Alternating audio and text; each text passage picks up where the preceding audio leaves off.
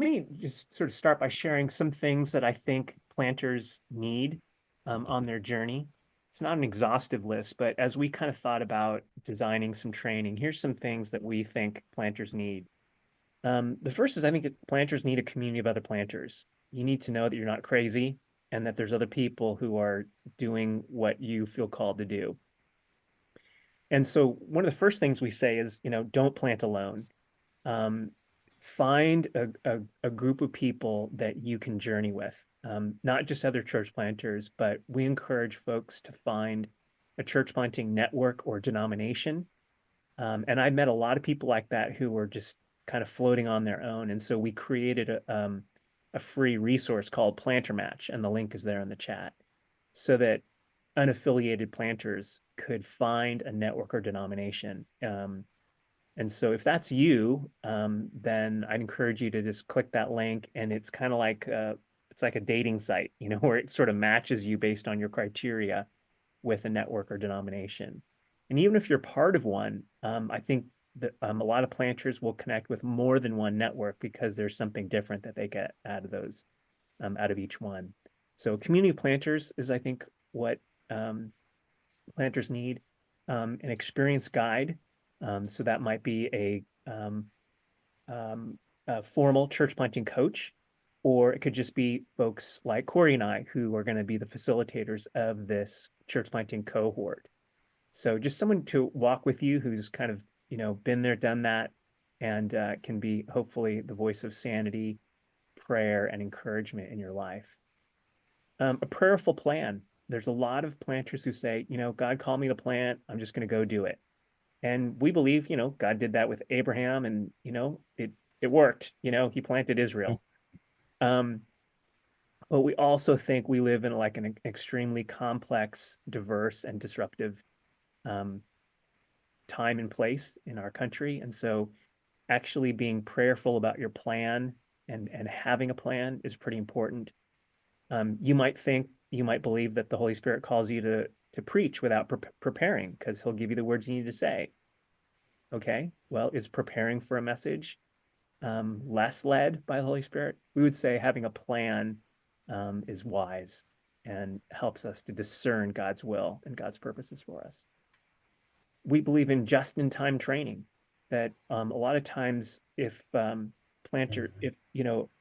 training happens in a boot camp style, or the missions term would be pre-service training, where you kind of get you front load all the training and then you get sent out to go do it. We think like church planting is a contact sport where you need like coaching between the rounds, where you like come sit in the corner and get a breather and some words of encouragement and training whispered into your ear. So we think just in time training matters, and so that's why we do our certificate over the course of a year, um, rather than in a compressed time period, because we just think it takes a while to not just to learn content, but to apply it in real time. And then content on why and who. Well, what does that mean? I think a lot of church planter training focuses on the how and the when. Like, here's how to plant a church, and here's the timeline that you need to do that. Those matter. Church planting is a very tactical reality. But we think underneath that, the why and the who are more important.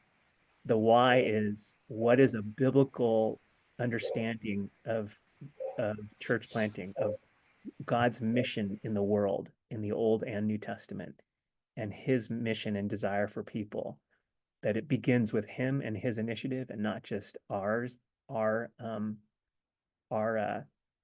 you know cleverness around planting. So focusing on the why means we try to give a kind of a biblical and missiological grounding to what we're saying about church planting. And then the who means we focus on who has God called you to reach, to really think about the people group, just like a missionary would think about the people group you're called to. And then the who also refers to yourself and your team, that God uses people, right? His method is people more than programs or techniques. So who you're becoming and who you're discipling your team to be, that's, that's what you're offering the world. is who you are in Christ. So the why and the who matter not instead of the how and the when, but they're the foundation for the how and the when. And then we have three core values when we in terms of how we think about church planting. A biblical theology of church planting. Again, like I mentioned the Missio Dei, which we'll talk a little more about later. The spiritual formation of the planter and their team. We often say, what got you here won't get you there. The spiritual practices and maturity that you need are gonna have to grow and deepen to withstand the rigors of church planting. And then mission is, how do we live out mission in our context, in a largely post-Christian context, where you can't just like hang up a shingle and say, y'all come. That mission has to be embodied and incarnated. We have to live out the good news before people can hear the good news. So what does that look like in our specific context? And how do we exegete our neighborhoods and our cities in order to do that? So core values: theology, formation, mission. So that's kind of just that's not anything specific about our content, but that's more like a framework for the kind of environment that we're trying to create for planters and what they need. So I'll just pause there. Any comments, Corey or Kyle, Mary, feel free to jump in. Questions or comments? Yeah, I'll just say that one of the points that Lynn talked about uh, in regards to kind of the formation of this is having experience guides to walk through. I think for me, that's one of the benefits I've seen as I've interacted with various planters in different cohorts, in particular the one that we're leading right now, is just the value of being able to debrief as you're walking through the process with other planters and then other folks that have been there before, and then be able to ask questions about, hey, what can I expect, or what has been your experience. That seems to have been a real value add to some of the planters. And one of the things I enjoy about doing this particular resource in a cohort style. So that just came to my mind as you were sharing, Len. Great. Yeah, anyone else want to jump in?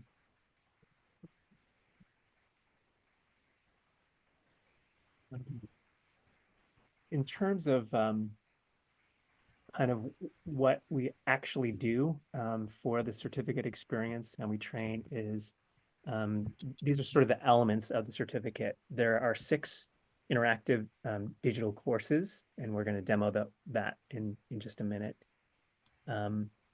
That there's 2 courses each on a biblical theology of planting, 2 courses on the formation of the planter and their team, and 2 courses on reaching your city, on basically how you reach your city.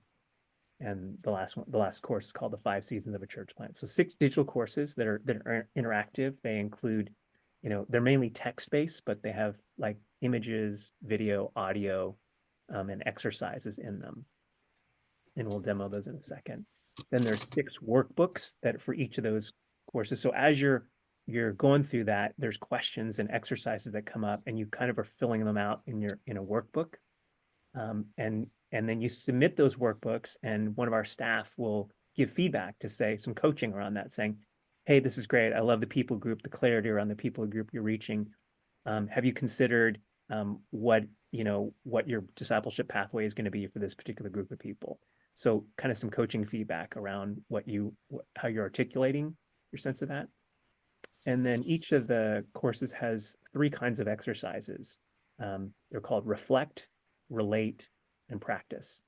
So the reflect question is for you to just individually reflect on and pray and think through and respond. The relate questions are to talk through with your launch team or core group, the leaders that you're gathering along the way for the church plant. So you get to, part of it is trying to build in some content for them as well, and say, hey, talk about, your mission, vision, values with them, or talk about your connections in your neighborhood, and come up with a list of people that you feel like God is putting on your heart. So you're relating with your team. And then the third kind is practice, where it's some form of activity that you would do, like visit a third space in your neighborhood and comment on it, or meet with other planters or pastors in your community and learn about what God is already doing. So there's those three kinds of exercises are meant to activate you, your team, and your engagement in your community. So, like I said, it's a contact sport. So we want, it's not just like sitting around thinking about planting. You need to get out there. So those three kind of exercises. And then there's 12 monthly Zoom calls. So once a month for a year, where you've hopefully done some of the content in the digital course. And now we come together and we get to apply and reflect on that. Say, okay, here's what I'm learning, here's what's not working, here's where I'm stuck and not sure what to do.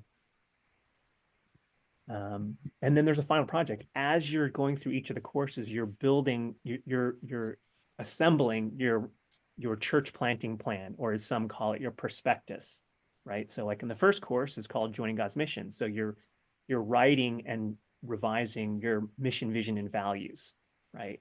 And then in holistic evangelism, you're starting to develop your outreach and evangelism plan, like based on who you're trying to reach. So by the time you get to the end, you've essentially written your church planting plan, or maybe you've already written one and now you're just revising it so that it has greater clarity based on the specific people that are part of your launch team, and the specific people that you're called to or reaching. So it kind of all rolls up into this final project, which you submit, and you could actually then use that as a tool in part of recruiting your launch team, finding donors, updating your prayer team, whatever it might be. So that's kind of how all the pieces relate to each other. And then Corey, do you want to go ahead and then do a screen share on the digital content? Yep.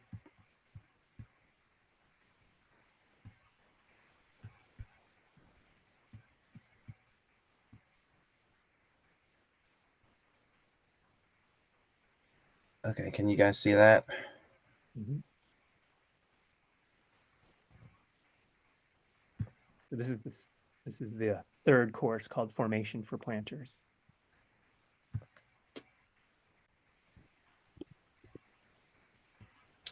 Yeah. All So right. So as you, go ahead.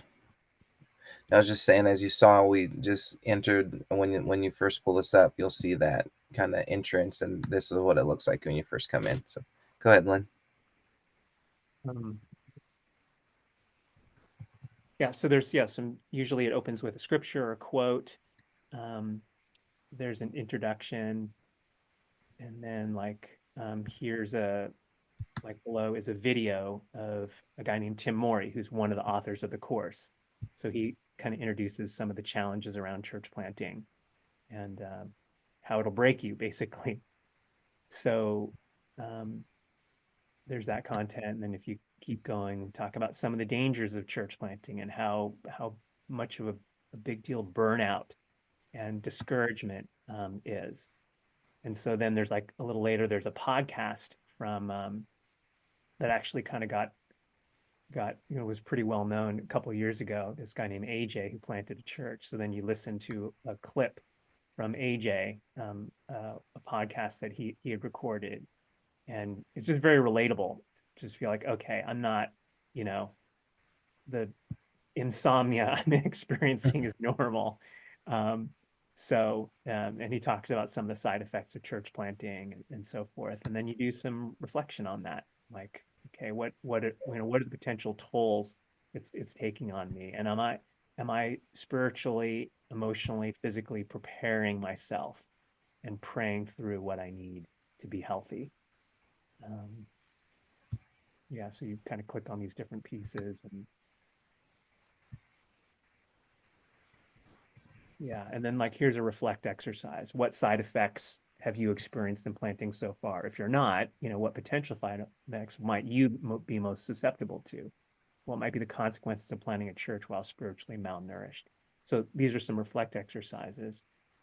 And then if you go like to the next lesson, like prioritizing your own spiritual formation and building a foundation, the quote from Paul, and kind of counting the cost. Um, yeah, so that gives you a little sense of some of that content. If you kind of think through what's my support base look like, there's a link to Planter Match that I mentioned earlier. Um, so it gives you a little feel for what the content looks like, and then on the left sidebar, it kind of shows you which lessons you've completed. You know, puts a little check mark, so you kind of know where you are in your progress. Um, and then Corey, if you want to jump over to the yeah, there's another video there. If you want to jump over, yeah, this is the workbook. So it's just a Google Doc, and as you're going through the content, you've got these exercises. So here's like a health checkup to say, okay, how healthy am I right now? So like the first checkbox, after a fairly major setback or disappointment in ministry, which happens a lot in church planting, I typically recover in a few days. You know, is that me? I have regular spiritual practices that feed and nourish my relationship with God. When I'm down, I recognize the ways that God fills me up, comforts me, and renews me. So it's kind of like, okay, let me get a read on my own health and identify the places where I really need God to deepen and grow me. Not that we're going to be like perfect, like have these you know, these perfect spiritual practices, but again, the call to plant is actually an invitation to go deeper with Christ, because, you know, sort of like when Paul went to jail, right? He had to depend on God in these like new and deeper ways. So that's the course content and the accompanying workbook that goes with it.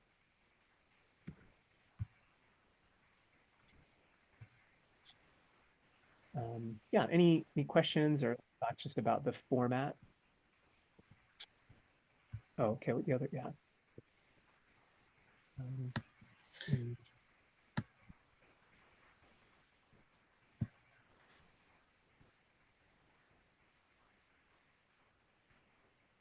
Okay. So yeah, so you see Kyle's questions there in the chat. yeah, so here are the six courses. The first two are on kind of the background. All right. All right. You're on your way, Kyle. Way to go. Um, yeah, so joining God's mission is sort of the Missio Dei. Like, what does it mean to join what he's already doing? And how do we begin to discern what he's already doing in our context? Holistic evangelism is thinking about the relationship between um, evangelism and justice, particularly in our current context, and then how you develop a, an evangelism plan that reaches that ministers to the whole person, right? Not we're here to introduce people to Jesus, but we're also helping them to flourish and to thrive um, uh, in all aspects in within their community. And the next two are on formation. There's formation of the planter, and then how do you disciple your church planting team towards maturity and be a healthy, functioning leadership team, deal with conflict, stuff like that. And then the last two are about mission. How do you exegete your city and embody and incarnate the good news in your specific context? And then the last one is the most practical, the 5 seasons of a church plant, where we talk about building your core team, building a budget, uh, kind of launching whatever your public expression, your first public expression is going to look like. Kind of more of the nuts and bolts kind of stuff. So depending on where you are relative to your launch or whatever your church planting model may be, because our content is meant to be sort of model agnostic. We mention the various models of church planting, but we're not advocating a particular one. We're trying to build the foundation for discerning what model is most appropriate to your gifting and your context. Yeah. Yeah, and then to your other question, Kyle, once you complete the certificate, that does go towards credit for like one course at Fuller.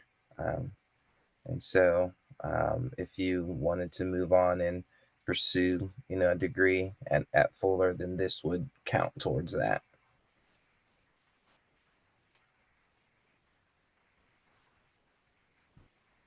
There is also just one option. There's an accompanying team version of the certificate. So if you wanted to do it either um, concurrently with your church planting team, or after, if you go through the certificate and then you take them through it, that's another way that they're learning with you and processing that content at the same time. So that's a great option as well. And that there's an additional cost to that, but it like if you buy 10 of them, it's like $50 a person. And hopefully they're starting to give anyway, saying, oh, look, we're going to invest in our own formation as a team. So that's we can send the link to that as well. And then just on a practical note too, the normal cost of the certificate is $950, but there's $200 off until April 5th, I believe, which is Friday. And so it would be $750. If you spread that, I mean, in unusual cases, we have done a payment plan where it ends up being like $62 a month over that 12 months. So kind of think about the value to your church plant. Like that's a pretty small price to play. In terms of how long it takes, we encourage people to set aside 2 hours a week over the course of a year. So it's about 100 hours altogether. And some of that is working on your own, but there's chunks of that where it's like you'd be meeting with your core team anyway and talking through some of these things, and it would just be capturing some of that. So that 100 hours is not, it is going to be overlapping with stuff you'd be doing anyway for your church plant. So, but it's not an insignificant commitment to actually do all the work. And we think actually taking time to, hey Jade, taking Hi. time to invest in this is like gives a deeper foundation to then just the tyranny of the urgent, like what you'd be like scrambling to try to do for your church plant. So, um, Corey, anything you want to add in or that I missed maybe?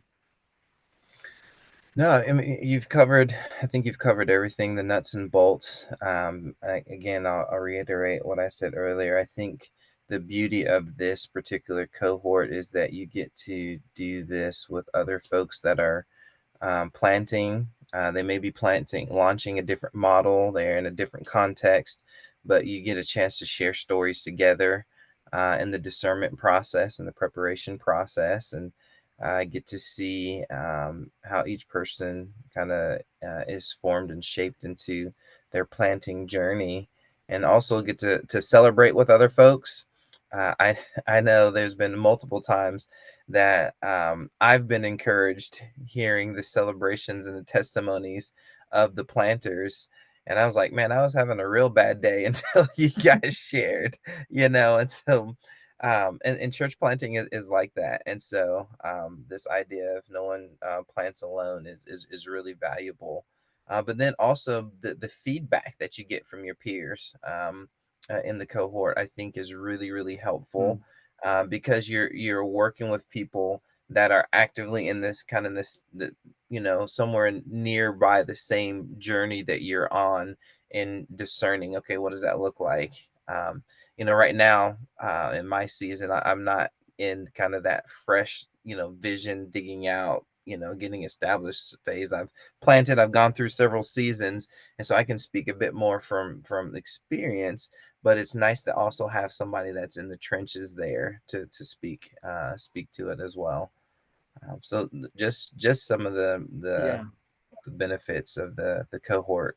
Well, and you reminded me, Corey, like, because we just had our cohort, the current cohort met yesterday, and there's a guy named Jared, who's part of that cohort who just shared some truth bombs with us, yesterday. We were kind of blown away. In fact, he shot a little promo video for us. It's just 1 minute long, and I meant to show it earlier, but here it is, real quick. This is Jared from our current cohort. My name is Jared Vota, part of the Fuller Seminary Church Planting Certificate Program. And I got to say that this experience for me has been invaluable. I've gotten to really shape what my spiritual practices look like as a church planter to keep me rooted in Jesus, so that I'll bear much fruit through him. I've also gotten to really explore and develop what our mission and vision and values and our strategy looks like for making disciples. And with that, what does our outreach look like for our community? How are we going to contextualize for holistic evangelism? And another big part is I get to really learn about the 5 seasons of a church plant to really give me an understanding of what is it I'm stepping into, what's it going to look like. And I'll tell you, one of the best parts has been Len and Corey. They've been amazing people to journey alongside as friends and coaches, as mentors, to help me put this all together and to continue to inspire me and give me hope. So I highly recommend this program. If you're looking at church plant, this is something that you really want to consider doing.